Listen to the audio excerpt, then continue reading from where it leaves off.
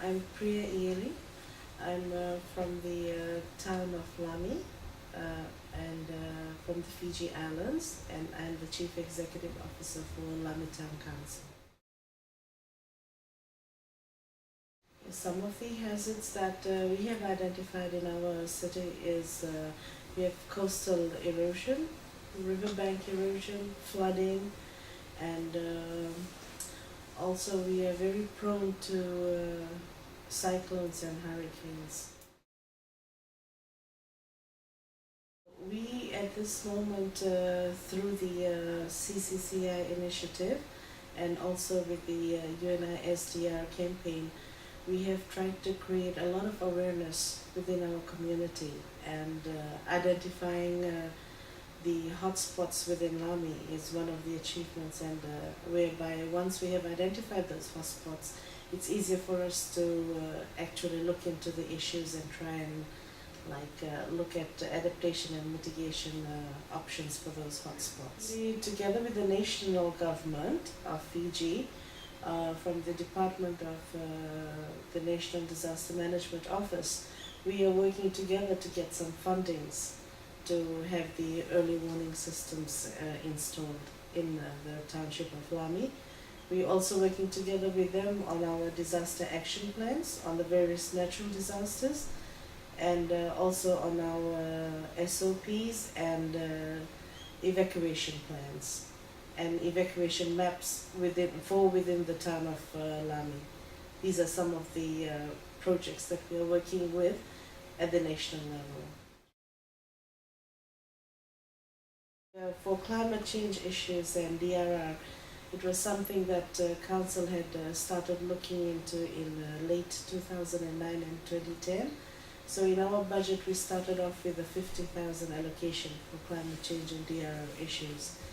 And so we are trying to gradually increase our budget every year for this CCCI and DRR.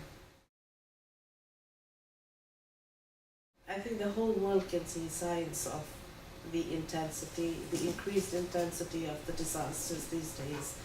And I would say the Pacific has seen its fair share of disasters, and I would really try and show the other, especially for the other municipalities in Fiji.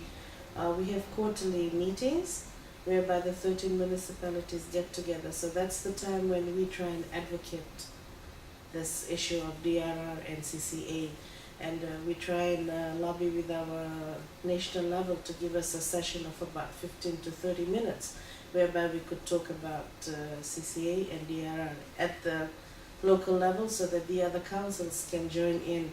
And I'm very pleased to inform that after our last presentation, we've got Lami Town Council who has joined in the campaign, and just yesterday I got information that 2 other councils from Fiji are willing to join the campaign. So that is an achievement. This global platform was a very good platform for the Fiji delegation, because we had our representatives from the national level and also from the local level. And what we actually had a lot of time to discuss issues about way back what's happening in Fiji, and not only for inter-country sister city relationships, we are looking at intra, like within the own island of Fiji, if we could have intra, like sister city arrangements. And then definitely we are trying to look at other inter-country sister city arrangements as well, which we think will be very beneficial, because once we came to this platform, we came to realize what other cities are really doing across the platform. So I think it's a good opportunity, and we have made some contacts with some other cities who are like willing to be in sister city arrangements, like the Caribbeans.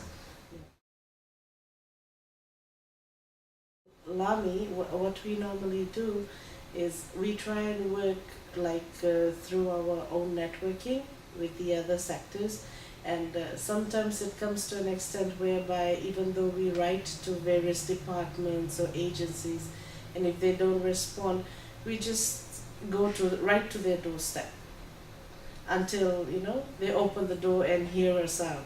So that is one one way of actually getting all the different people or the different sectors to be involved, and we've achieved a bit on that on that area, whereby some of our very prominent business organizations within Lami area are now like a part of our small eco-based projects, whereby we're looking at mangrove restoration and the upgrading of the river banks and the coastal areas. So in partnership, it's like a public-private partnership, and also with the national government when it comes to the amendments of the legislations or to the bylaws and introducing new acts.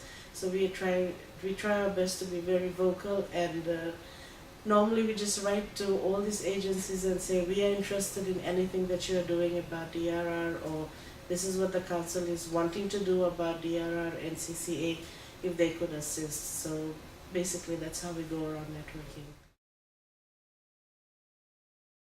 What we have done in Lami is we have used a very consultative approach and a bottom-up approach when it comes to the community. And like what we had said earlier on, the most vulnerable community is the poverty-stricken or the informal settlements. And if you see where they are located, they are the most vulnerable locations as well. So we are trying to also put into our project the traditional knowledge and practices as well.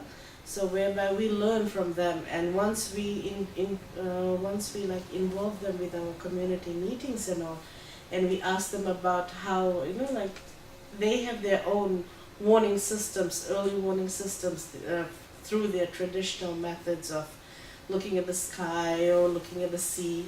So once we get them involved like that, they feel important, and then they become part of that whole group. And that way, because when we started in the beginning, we had very little response. But once the word went around and we went to their homes, we actually knocked on their doors, we did questionnaires, we had it in the indigenous language, and it was very easy for them to follow.